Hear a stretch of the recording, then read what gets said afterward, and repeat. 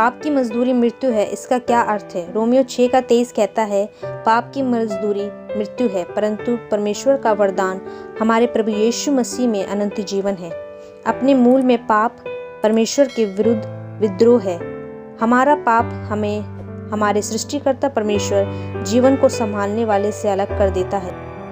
यीशु ने कहा, मार्ग, सत्य और जीवन मैं ही हूँ, यूहन्ना 14:6 में। परमेश्वर को महान मैं हूँ के नाम से जाना जाता है। जीवन परमेश्वर में है, इसलिए जब हम पाप करते हैं और परमेश्वर से अलग हो जाते हैं तो हम सच्चे जीवन से अलग हो जाते हैं। इसलिए अनिवार्य रूप से हम मृत्यु का अनुभव करते हैं। इसके स्पष्टीकरण के लिए 3 बिंदुओं की आवश्यकता होती है। सबसे पहले, पाप का परिणाम तुरंत शारीरिक मौत में नहीं होता है। रोमियो 6 हमें यह नहीं बता रहा है कि जब हम पाप करेंगे तो हम शारीरिक रूप से मर जाएंगे। इसकी अपेक्षा या आत्मिक मौत का वर्णन कर रहा है। दूसरा, जब हम मसीह में बचाए जाते हैं तो हमें अंतिम रूप से आत्मिक मृत्यु से बचाया जाता है और अंतिम रूप से आत्मिक जीवन में लाया जाता है। पौलुस ने रोम के विश्वासियों से कहा कि परमेश्वर का वरदान प्रभु यीशु मसीह में अनंत जीवन है। रोमियो 6:23। तीसरा, यहाँ तक कि विश्वासियों के पापों को भी एक प्रकार की आत्मिक मृत्यु को उत्पन्न करेंगे। यद्यपि हमें पाप की अंतिम दंड परमेश्वर से शाश्वतकालीन पृथकता से बचाया गया है, हम पिता के साथ टूटे हुए संबंध के स्वाभाविक परिणामों से मुक्त नहीं हैं। जब हम पाप करते हैं तब हम आत्मिक मृत्यु के लक्षणों का अनुभव करते हैं।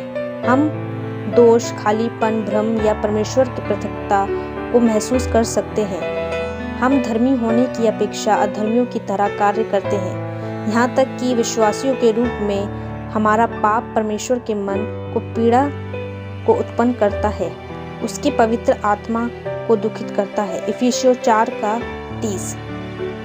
यद्यपि यह उसके साथ हमारे संबंध को अलग नहीं करता, तो भी हमारे पाप हमारे बीच में बाधा को उत्पन्न करते हैं। एक बच्चे और माता पिता के बारे में सोचें। जब कोई बच्चा आज्ञा की अवहेलना करता है तो उसके माता पिता के साथ उसका संबंध तनाव ग्रसित हो जाता है।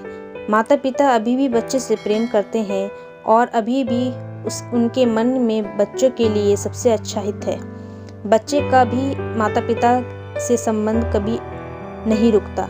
यद्यपि बच्चे को कुछ परिणाम जैसे कि अविश्वास, अनुशासन, अपराध की भावना और इसी तरह के कई अन्य का अनुभव हो सकता है, संबंध को अंततः बहाल अर्थात पुनर्स्थापना किया जाता है, परंतु सामान्य तौर पर पीड़ा पहले आती है। ऐसे ही हमारे और परमेश्वर के साथ में घटित होता है। जब हम अपने जीवन में परमेश्वर के शासन के विरुद्ध विद्रोह करते हैं तब हम जीवन के विरुद्ध विद्रोह करते हैं और इसलिए मृत्यु का अनुभव करते हैं। पीड़ा के परिणाम स्वरूप संबंधों का टूट जाना।